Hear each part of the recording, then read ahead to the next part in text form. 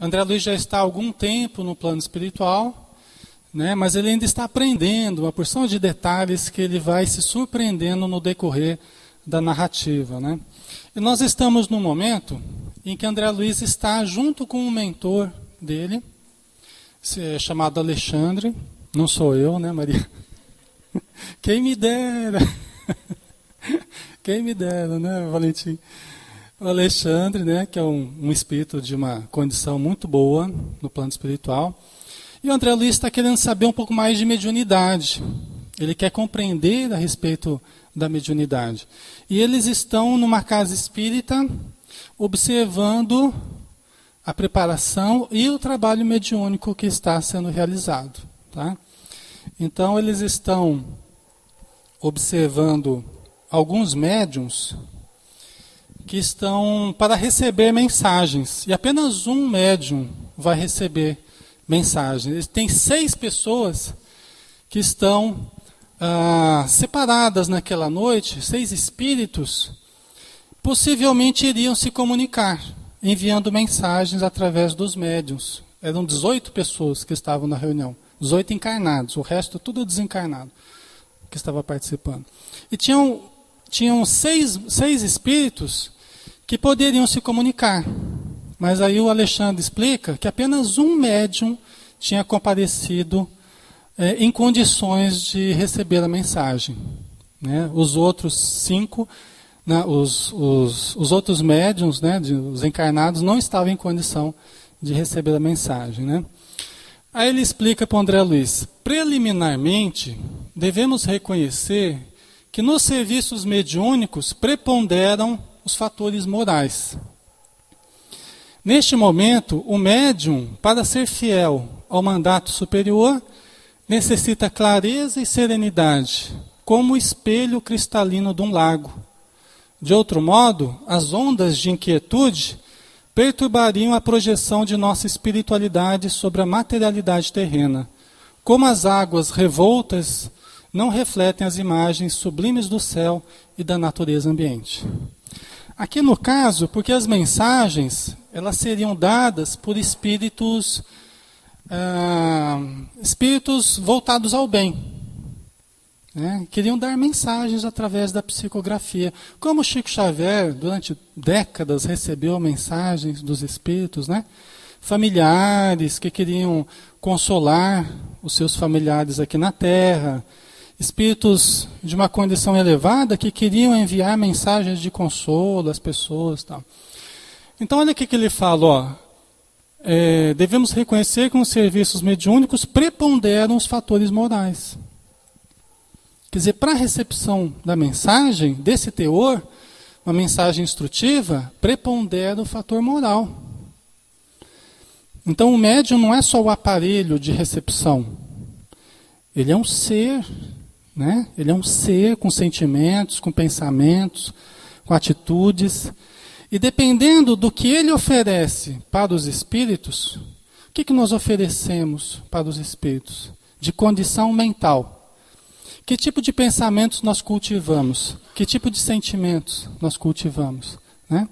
Então, o médium, para receber esse tipo de mensagem, ele precisa dar algo para que haja sintonia. Senão, não há sintonia.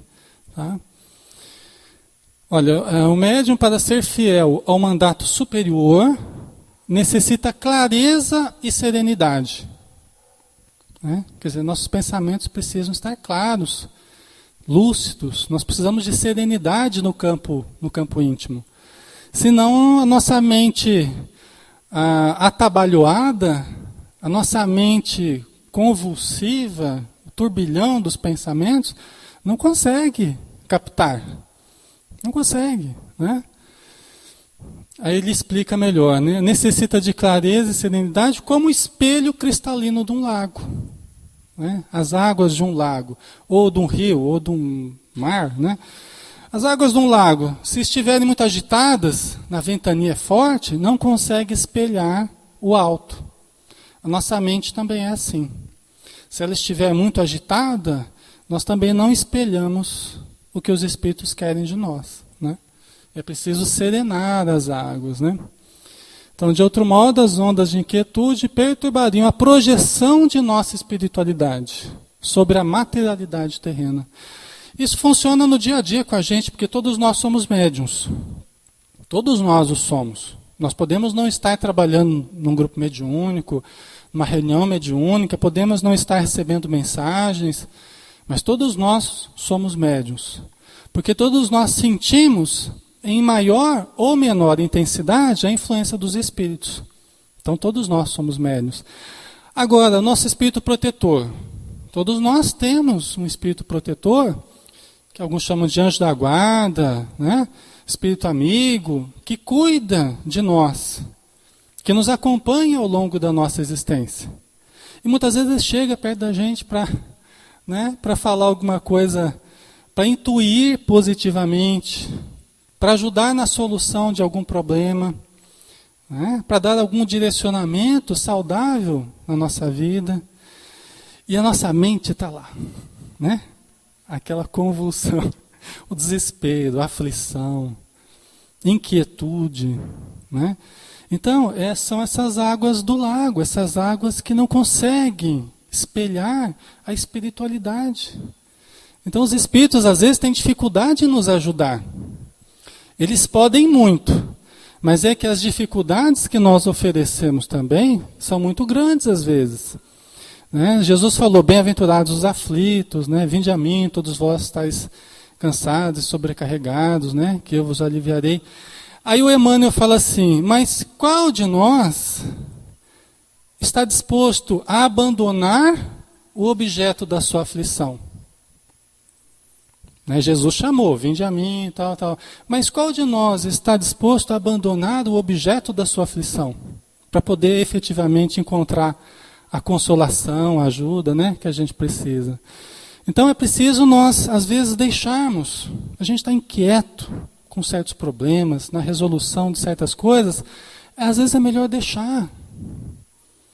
Deixa um pouco de lado aquilo, sabe? Tranquiliza a mente, saia da aflição.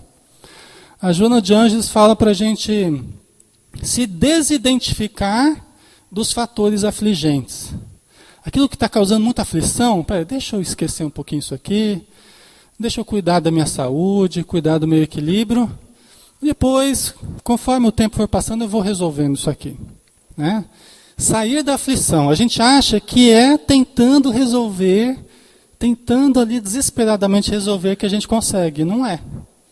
É justamente quando a gente se desliga do problema, facilita para ligarmos a solução. Nos ligarmos às soluções. Né? Certo? Ficou claro aqui, né, gente? Qualquer coisa vocês podem perguntar, tá? Pode acrescentar o que a gente está falando. Indicando o médium, prosseguiu o orientador com voz firme. Tinha um rapaz que estava ali prestes a receber a mensagem, né? Este irmão não é um simples aparelho. É um espírito que deve ser tão livre quanto o nosso. Um espírito encarnado, né? Nós somos espíritos encarnados.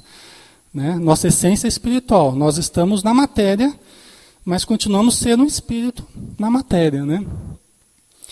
É um espírito que deve ser tão livre quanto o nosso. E que, a fim de se prestar o intercâmbio desejado, precisa renunciar a si mesmo, com abnegação e humildade, primeiros fatores na obtenção de acesso à permuta com as regiões mais elevadas. Quer dizer, se a gente quer ser útil aos espíritos, se a gente quer receber as intuições, ou no caso aqui a psicografia, né, em que o médium vai escrever aquilo que o espírito está ditando. Essa casa aqui tem quantos livros, pai? Que foram editados aqui? Já 15, 16 livros, né? Então, minha mãe recebeu 16 livros através da psicografia. Né? Foram livros que foram ditados ao longo desses anos todos. Né? Então, o médium, ele precisa esquecer de si. Ele precisa apagar um pouco a sua personalidade para escutar o que o Espírito está dizendo. Se a gente fica com a mente ali muito apegada aos nossos problemas, Muitas vezes a gente não tem aquela serenidade, aquele silêncio íntimo para captar o que os espíritos estão dizendo. O que eles estão querendo de nós. Até para nos ajudar, né? É preciso esse silêncio. E o médium, aqui no caso, ele precisa disso para receber a mensagem. Se ele ficar pensando no parente, no trabalho, não sei o quê, ele não consegue. Tá? Não há espaço mental, não há tranquilidade para ele captar o ensino dos espíritos. Então precisa renunciar a si mesmo com abnegação e humildade, primeiros fatores na obtenção de acesso à permuta com as regiões mais elevadas. Né? Porque se a gente ficar muito preso à aflição, nós vamos nos sintonizar com as esferas mais baixas e não com as regiões mais elevadas. Os caprichos, as exigências, né? Renunciarmos a nós mesmos nesse sentido, né, Inês? Não renunciarmos quanto às preocupações que devemos ter com relação aos nossos deveres, né? Com relação aos deveres de cristão, né? de amigo, de irmão, de filho, de pai. Quer dizer, não renunciar a isso, mas renunciar aos caprichos. Todos nós somos cheios de caprichos, né? Os caprichos do ego, né? As exigências, as intolerâncias, as impaciências, né? E todos nós, eu tenho muito que melhorar nesse sentido, né? E só com essa melhora, com essa renúncia de nós mesmos, é que nós vamos conseguindo captar os benefícios, né? Com maior facilidade. Ok? Quando a gente começa a entrar na faixa da irritação, na faixa da impaciência, né, na faixa do medo, na faixa do ódio, nós já estamos entrando nas faixas da obsessão. Né? Assim os espíritos ensinam. Nós já estamos dando o fator de desequilíbrio da nossa mente que dá acesso aos espíritos infelizes. É como uma tomadinha. Né? Sempre quando a gente fica, uma tomada elétrica, né? Sempre quando a gente fica com esses pensamentos negativos, pessimistas, conflituosos dentro de nós, é como se a gente criasse essas tomadinhas no nosso campo mental. Aí o espírito infeliz, o espírito necessitado, ele chega lá e coloca o pluguezinho dele na nossa tomada. Né? E fica ali correndo uma energia negativa. Que se a gente não tomar cuidado, nós vamos entrando em obsessão. Né? A obsessão que é a influência pertinaz de um espírito infeliz, né? Sobre o nosso comportamento, sobre a nossa mente, sobre a nossa emoção. Tá? Mesmo nos períodos que a gente está tentando se modificar, nós somos assaltados por muitos conflitos, né? E às vezes até por quedas. Às vezes quando a gente está se esforçando mais, de repente a gente tem uma queda, comete um erro, até para desanimar mesmo, né? Os espíritos às vezes até fazem algumas armadilhas para a gente cair e não querer se levantar. Mas aí a gente tem que ir em frente. Levantar a cabeça, continuar no referencial de saúde e seguir em frente. Tá? Porque muitas vezes eles tentam nos desanimar, os espíritos infelizes, né? Tentam nos desanimar através dos nossos próprios erros. E aí a gente não se sente digno, não se sente digno de vir no centro, não se sente digno de fazer isso, fazer aquilo. Aí se deprime. É o que eles querem, né? Só que a gente não pode aceitar esse tipo de situação, né? Então vamos lá. Aí o Alexandre continua explicando para o André Luiz, né? O médium necessita calar para que outros falem. Dar de si próprio para que outros recebam. Em suma, deve servir de ponte onde se encontrem interesses diferentes. Sem essa compreensão consciente do espírito de serviço, não poderia atender aos propósitos edificantes. Naturalmente, ele é responsável pela manutenção dos recursos interiores, tais como a tolerância, a humildade, a disposição fraterna, a paciência e o amor cristão. Então, todos nós, enquanto médiuns, precisamos disso aqui tudo. A gente precisa aprender a calar, às vezes, né?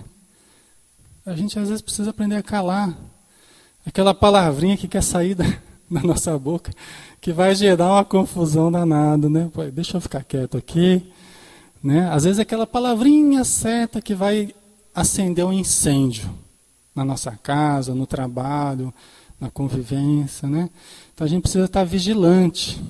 Senão a gente gasta altas cotas de energia com problemas pequenos, que poderiam nem ter surgido.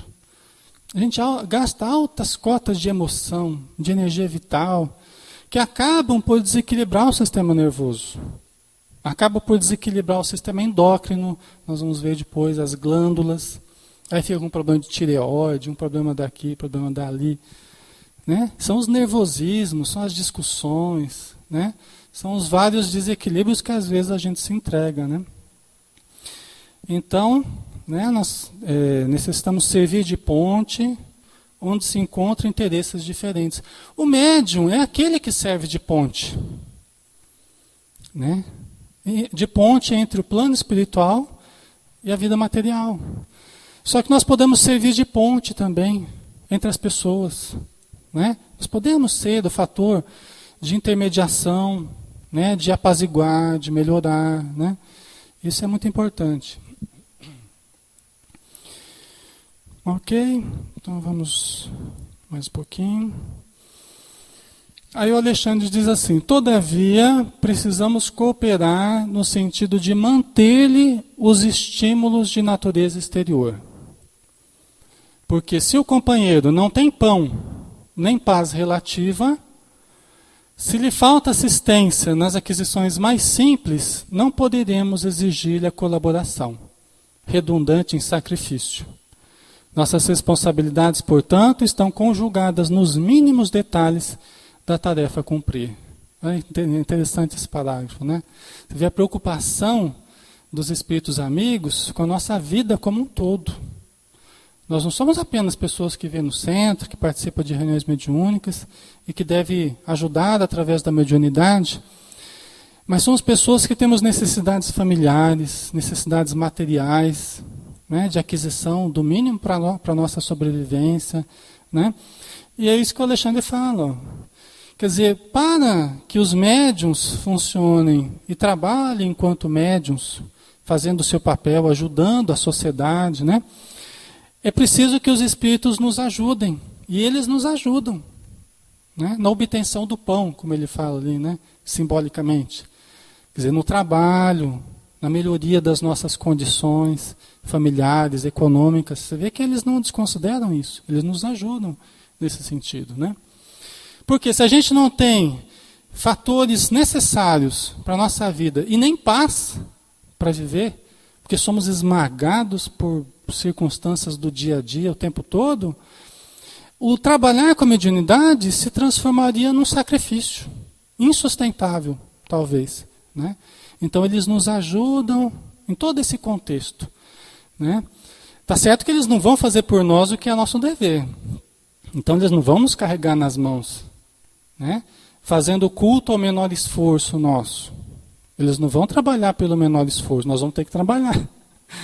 Nós vamos ter que nos esforçar, vamos ter que estudar, fazer curso superior, curso técnico, nós vamos ter que nos esforçar. Porque nada vai vir de graça também para a gente, né? Mas eles vão nos ajudar nesse caminho. Aquilo que nós escolhemos, eles vão nos ajudar, vão nos amparar. Né? Certo?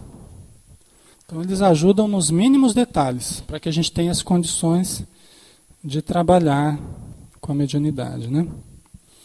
Mesmo quem não trabalhe com a mediunidade, né? Mas eles vão ajudar no sentido de nós equilibrarmos a família, o trabalho. Né?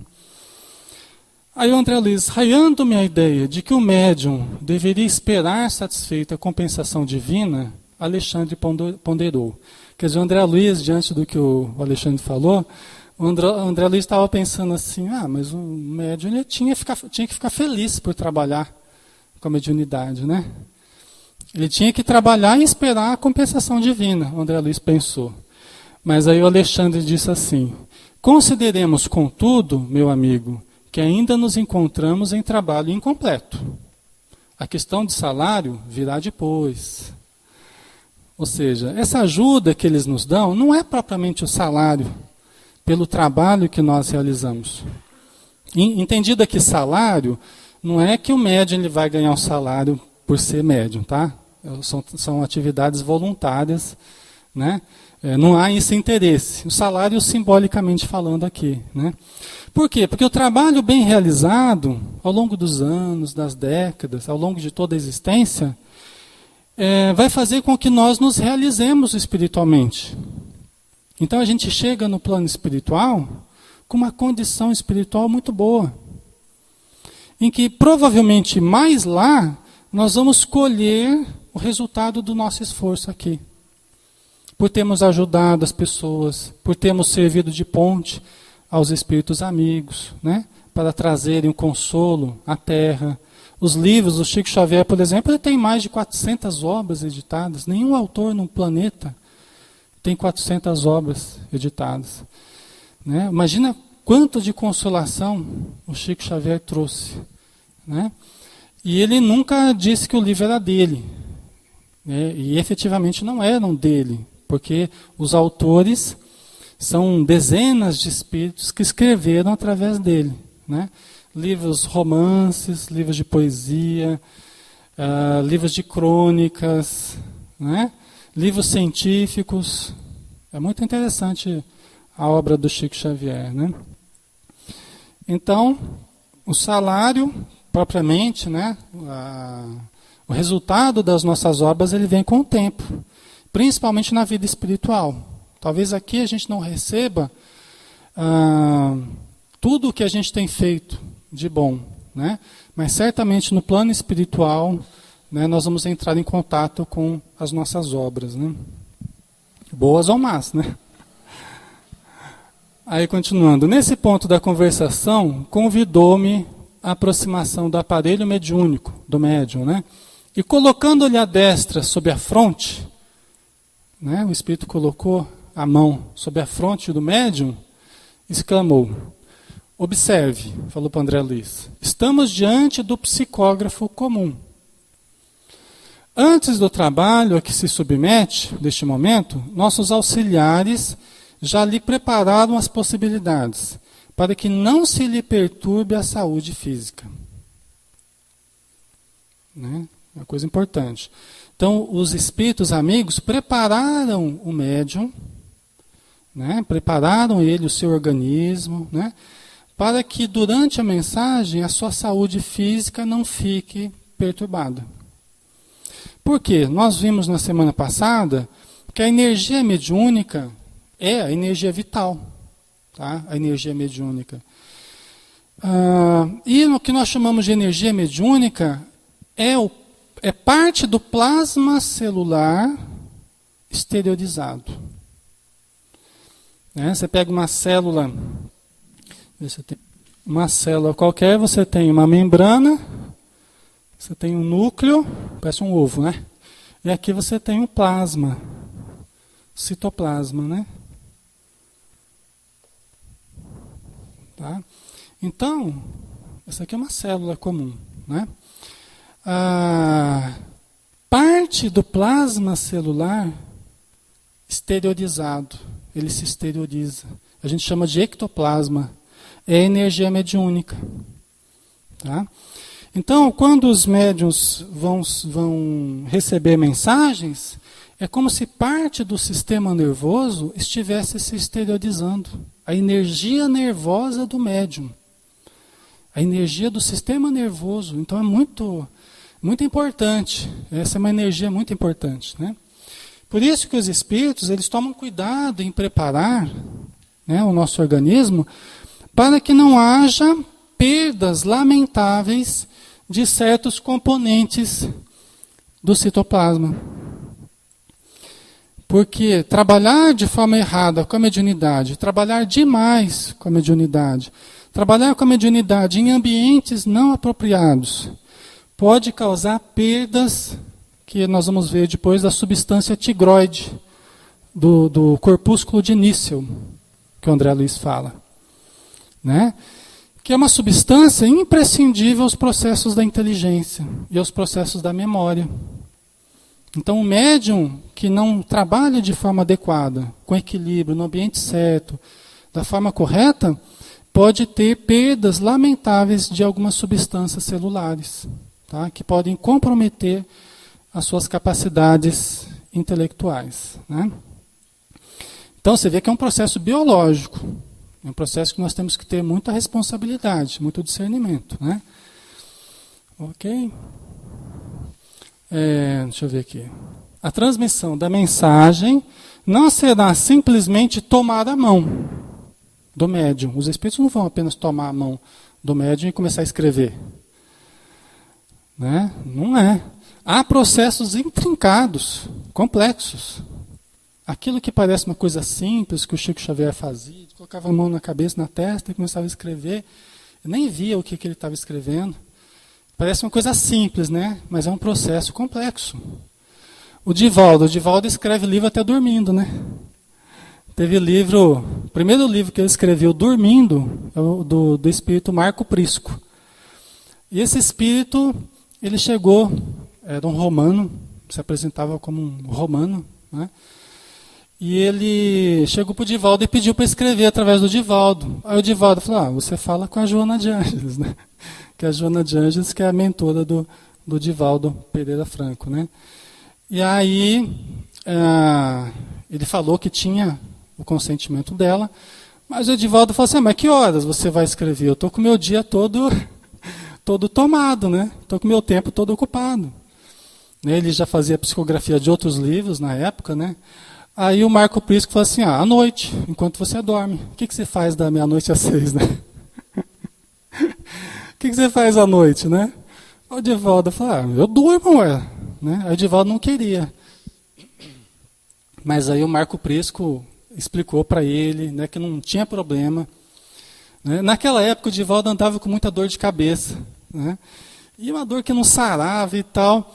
E aí ele experimentou ele deitava e colocava os papéis no chão ali, e lápis, caneta, sei lá o que era. E o espírito escrevia. O espírito ia escrevendo. Ele dormindo, imagina só, né?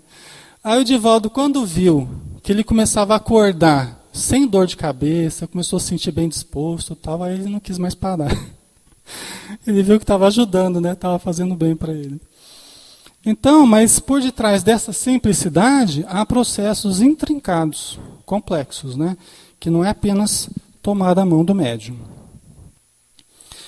E ante a minha profunda curiosidade científica, o orientador ofereceu-me o auxílio magnético de sua personalidade vigorosa e passei a observar no corpo do intermediário, do médium, né, grande laboratório de forças vibrantes. Meu poder de apreensão visual superara os raios-x, com características muito mais aperfeiçoadas. Então o Alexandre ajudou o André Luiz, né, com seu potencial magnético, com a sua energia, e o André Luiz adquiriu uma visão muito superior aos raios-x. Mas deve ser legal, né? Se olhar uma coisa assim, né? Se ver o corpo da pessoa dentro, funcionando, o cérebro, né? Deve ser interessante, né? Foi isso que o André Luiz viu, tá? Então, ele passou a observar no corpo do intermediário grande laboratório de forças vibrantes. A energia das células, do sistema nervoso, ele começou a observar tudo isso, né? Aí o que ele viu? As glândulas do rapaz, do psicógrafo, né? As glândulas do rapaz transformaram-se em núcleos luminosos, à guisa de perfeitas oficinas elétricas. O que são glândulas, né? São partes do nosso organismo que lançam os hormônios. Existem glândulas de secreção exógena, né, para fora, as glândulas sudoríparas, por exemplo. Eu estou com calor danado. Vocês não estão com calor, não? Se quiserem ligar o ventilador fraquinho, também pode ligar. É que eu vou falando, vai esquentando mesmo, vai dando calor. Mas existem as glândulas que secretam hormônios dentro do nosso organismo. Tá? Então aqui a gente está vendo algumas. Ó. A glândula pineal, depois nós vamos ver com mais detalhes. O hipotálamo, a glândula pituitária ou hipófise, muito importante, a glândula hipófise, a tireoide, tanto no homem quanto na mulher, né? A tireoide, cadê aqui? Onde é que está? O timo, responsável pela imunologia no nosso corpo, a glândula do timo, né? Opa, peraí. Tá. Aqui, ó, as suprarrenais, que elas são conhecidas também como adrenais, porque elas produzem adrenalina, né? As suprarrenais. O pâncreas, no caso das mulheres, o ovário, e dos homens, os testículos, né? Então, o André Luiz começou a ver as glândulas, né? Como núcleos luminosos. Os espíritos falam que as glândulas como se fossem estrelas perdidas no céu do nosso corpo. Tal a luminosidade delas, né? Como se fossem estrelas, né? Como se fossem oficinas elétricas, ele fala aqui, né? Aí o André Luiz continua, obrigado, pai. Aí o André Luiz continua dizendo, né? Detive-me, porém, na contemplação do cérebro,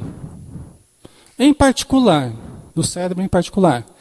Os condutores medulares, quer dizer, ao longo da medula, da coluna, né?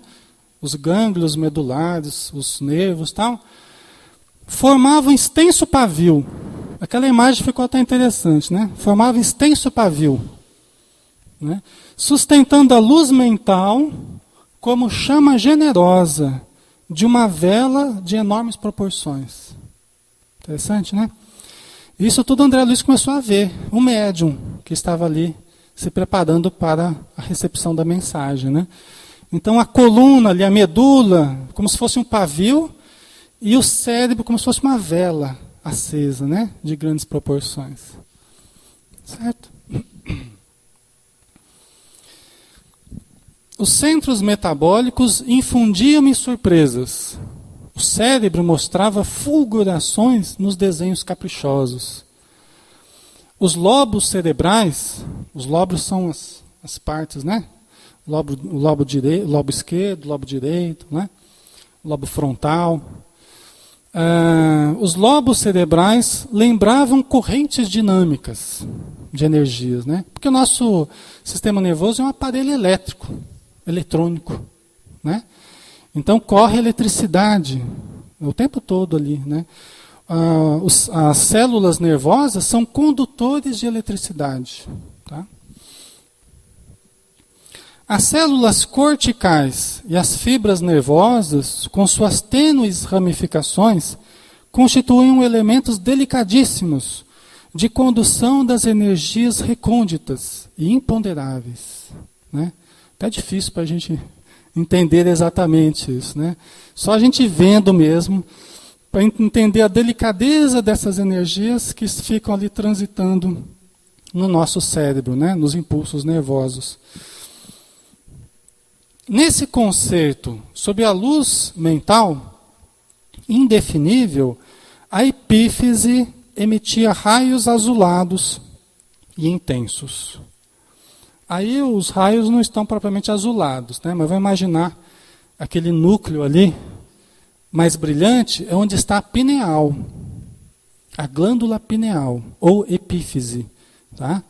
Que é a glândula mais importante do nosso corpo. É a glândula da vida mental. Nós vamos entender. Então, olha lá. Sob a luz mental indefinível, a epífise, ou pineal, emitia raios azulados e intensos, né? Agora dá para a gente ver melhor a pineal, onde é que ela fica, ó. Aqui, ó. Essa aqui é a pineal. Aqui está a hipófise, né? O hipotálamo, essa região aqui, né? Então, pineal. Aqui o olho tá para cá, ó, tá? Tá aqui. Agora vamos entender uma coisa interessante. A nossa mente, ela não fica presa ao corpo. A nossa mente é uma esfera de energia. Por exemplo, vocês estão aqui. Mas se vocês pensarem em alguma coisa fora daqui, essa esfera, que é a mente de vocês, já se desloca na velocidade do pensamento. Tem até um amigo nosso, eu tenho até uma foto disso. Eu vou ver se eu consigo achar essa foto, que é o Antônio Carlos Costardi, já falecido, né? Uma vez ele foi num zoológico com uma família, né? Tinha umas crianças e tal, lá no interior de São Paulo. Ele foi num zoológico e ele tirou uma porção de fotos, né? Dos bichos, tal, da criançada lá. E aí depois, uma das meninas da família faleceu num acidente, foi atropelada e tal. E a família, depois de algumas semanas, recebeu uma mensagem do Chico, né? Da menina. A menina ditou uma mensagem através do Chico. E a família recebeu essa mensagem, né? E na mensagem, a menina falava assim, olha, avisa o tio Costardi que é para ele revelar as fotos que ele tirou no zoológico. Que ele vai ter uma surpresa. Né? Aí o Costardi ele fazia uma teoria, ele já estudava a questão da mente, né? Um profissional muito, muito estudioso nessa área. Né? Aí ele foi e revelou as fotos. E onde a menina estava com a atenção voltada, apareceu uma esfera de energia amarelada, né? Brilhante. Onde ela estava olhando, onde a atenção dela estava, aparecia essa esfera amarelada. Era a comprovação da teoria dele, né? E dos ensinos dos espíritos. Né? E ele fez testes nessas imagens, nessas fotos, e ninguém soube dizer o que era. Né? O que eles sabiam é que não era fraude. Né, que era uma coisa real. E o Costardi contou para a gente um tempo atrás que ele, quando ele era moço, e que ele já estudava esses assuntos, uma vez ele foi acho que é o Langerton, lá em Minas Gerais, que lida com fitoterapia, né, com atendimentos assim, espirituais. E ele estava na fila esperando para ser atendido, né? Ele nem conhecia o médium lá, esse Langerton. E diz que esse médium chegou para ele e falou assim, olha, estão me dizendo aqui que a pessoa que vai construir o aparelho para comprovar a sua teoria já está encarnado. Olha que coisa. Que a pessoa que vai construir, deve ser alguma modificação nas lentes da máquina fotográfica, alguma coisa assim, né? Que a pessoa que vai construir o aparelho, que vai comprovar a sua teoria já está reencarnado. Né? Então, olha que interessante, ele era jovem, né? Então se passou depois tudo isso aí. Ele tirou a foto, apareceu essa. Né? Então, a mente, né? A mente, que é a sede do nosso pensamento. O que acontece? A mente irradia energias que são captadas pelo nosso corpo. Mais propriamente onde? A glândula pineal, que é a glândula da vida mental. Ela acaba funcionando, até como explicou para a gente o Costardi, ela acaba funcionando da maneira de um prisma. O que o prisma faz? Ele pega a luz e decodifica em várias frequências, que a gente chama de cores. Né? Ele decodifica em várias frequências. Então a gente receberia a energia da mente, é assim que nós mantemos o contato da mente com o corpo, né? Assim que nós conseguimos estar aqui e ao mesmo tempo estar lá em casa, estar pensando em alguma outra coisa, né?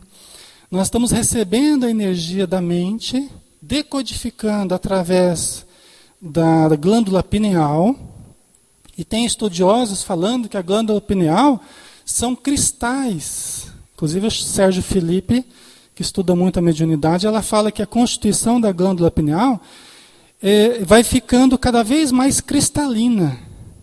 Né? São cristais que vão se endurecendo ao longo da encarnação. Né? E aí nós temos a decodificação dessas energias, que passam a alimentar os vários chakras, que são centros energéticos do nosso perispírito, que fazem a relação com o corpo. Vocês entenderam? Então a gente recebe essa luz que vem da mente, através da glândula pineal, que decodifica essa energia e alimenta os vários chakras. né? Por isso que ela é chamada a glândula da vida mental. Aí o Alexandre pergunta para o André Luiz, observação perfeita com relação à pineal, né? Indagou o instrutor, interrompendo-me o assombro. Transmitir mensagens de uma esfera para outra, no serviço de edificação humana, continuou, demanda esforço, boa vontade e cooperação. Cooperação e propósito consistente. Né? Quer dizer, não é uma coisa tão simples assim, né? Então, tanto de uma parte quanto de outra, tanto dos espíritos quanto dos encarnados, exige tudo isso aí, ó, demanda esforço, boa vontade, cooperação e propósito consistente. Né?